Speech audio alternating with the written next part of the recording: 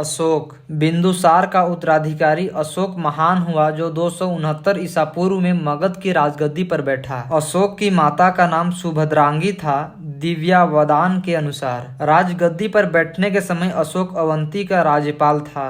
मासकी, गुज्जरा, नेतुर एवं उड्डेगोलम के लेखों में अशोक का नाम अशोक मिलता है। कर्नाटक के गुलबर्गा जिला के कनगनहल्ली से प्राप्त उभारदार मूर्तिशिल्प रिलीफ स्कल्पचर शिलालेख में अशोक के प्रस्तर रूप चित्र के साथ रानियों अशोक, राजा अशोक उल्लिखित है। भ्राऊ अभिलेख में अशोक ने स्वयं को मगध का राजा बताया है। पुराणों में अशोक को अशोकवर्धन कहा गया है। अशोक ने अपने अभिषेक के 8 वर्ष बाद लगभग 261 ईसा पूर्व में कलिंग पर आक्रमण किया और कलिंग की राजधानी तोसली पर अधिकार कर लिया। उल्लेख 13वें शिलालेख में। प्लिनी का कथन है कि मिस्र का राजा फिलाडेल्फस टोलेमी II ने पाटलिपुत्र में डियानिसियस नामक का एक राजदूत भेजा था। उपगुप्त नामक बौद्ध भिक्षु ने अशोक को बौद्ध धर्म की दीक्षा दी।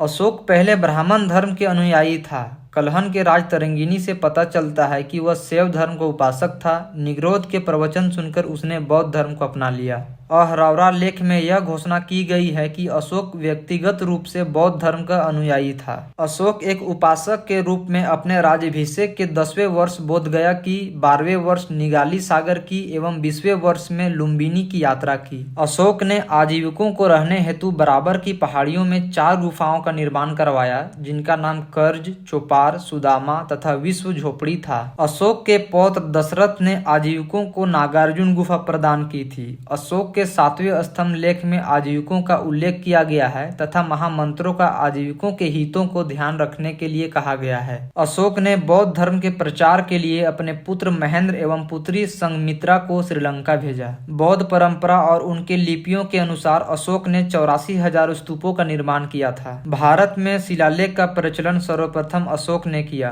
अशोक के शिलालेखों में ब्राह्मी, खरोष्टी, ग्रीक एवं अरमाइक लिपि का प्रयोग हुआ। ग्रीक एवं अरमाइक लिपि का अभिलेख अफगानिस्तान से, खरोष्ठी लिपि का अभिलेख शहवाज गढ़ी से एवं मनसेरा पाकिस्तान से और शेष भारत से ब्राह्मी लिपि का अभिलेख मिले हैं। खरोष्ठी लिपि दाईं से बाईं ओर लिखी जाती थी। अशोक के अभिलेखों को 3 भागों में बांटा जा सकता है। पहला शिलालेख, दूसरा स्तंभ लेख तथा तीसरा गुहा लेख। अशोक के शिलालेख की खोज 1750 ईस्वी में पादरेटी फैंथेलर ने की थी। इनकी संख्या 14 है। अशोक के अभिलेख पढ़ने में सबसे पहली सफलता 1837 ईस्वी में जेम्स प्रिसेप को हुई।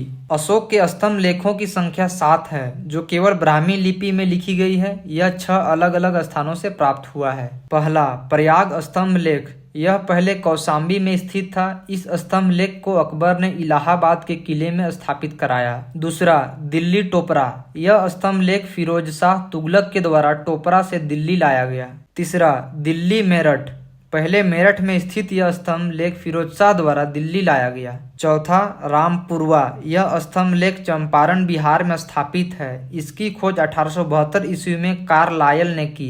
पांचवा लौरिया अरेराज, चंपारण बिहार में। लौरिया नंदनगढ़, चंपारण बिहार में। इस स्तंभ पर मोर का चित्र बना है। कौशाम्बी अभिलेख को रानी का अभिलेख कहा जाता है। अशोक का 7वां अभिलेख सबसे लंबा है। अशोक का सबसे छोटा स्तंभ लेख रुम्मीदेई है। इसी में लुम्बिनी में धम्म यात्रा के दौरान अशोक द्वारा भू राजस्व की दर घटाकर 1/8 भाग कर दिया गया और लुम्बिनी ग्राम का धार्मिक कर बलि माफ कर दिया गया।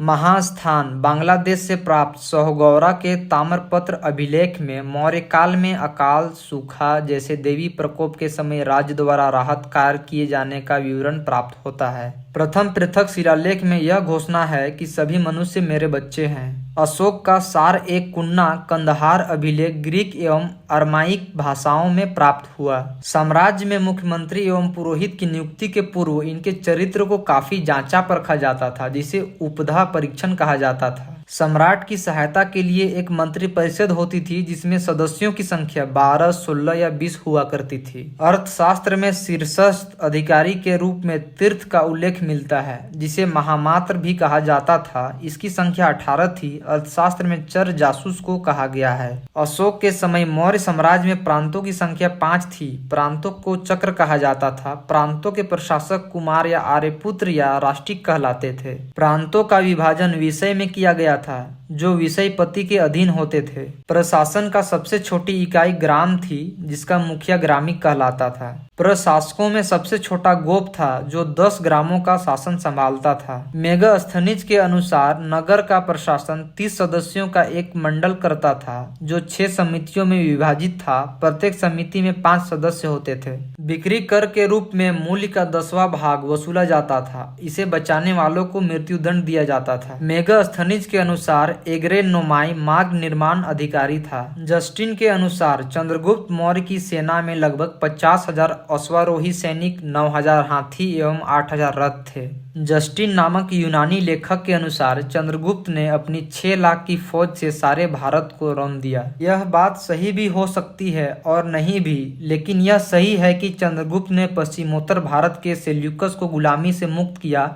जस्टिन ने चंद्रगुप्त की सेना को लुटेरों की सेना कहा है। युद्ध क्षेत्र में सेना का नेतृत्व करने वाला अधिकारी नायक कहलाता था। सैन्य विभाग का सबसे बड़ा अधिकारी सेनापति होता था।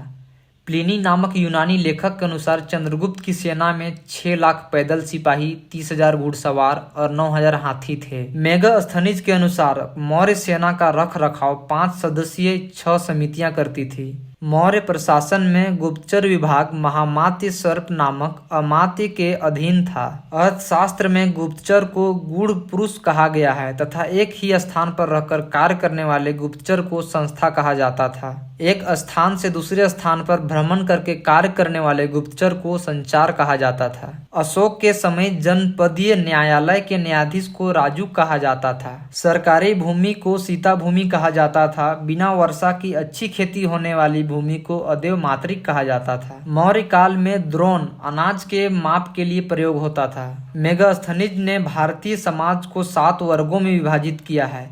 पहला दार्शनिक, दूसरा किसान, तीसरा अहीर, चौथा कारीगर, 5वां सैनिक, छठा निरीक्षक एवं 7वां सभासद। स्वतंत्र वेश्यावृत्ति को अपनाने वाली महिला रूपा जीवा कहलाती थी। नंद वंश के विनाशक करने में चंद्रगुप्त मौर्य ने कश्मीरी के राजा परवतक से सहायता प्राप्त की थी।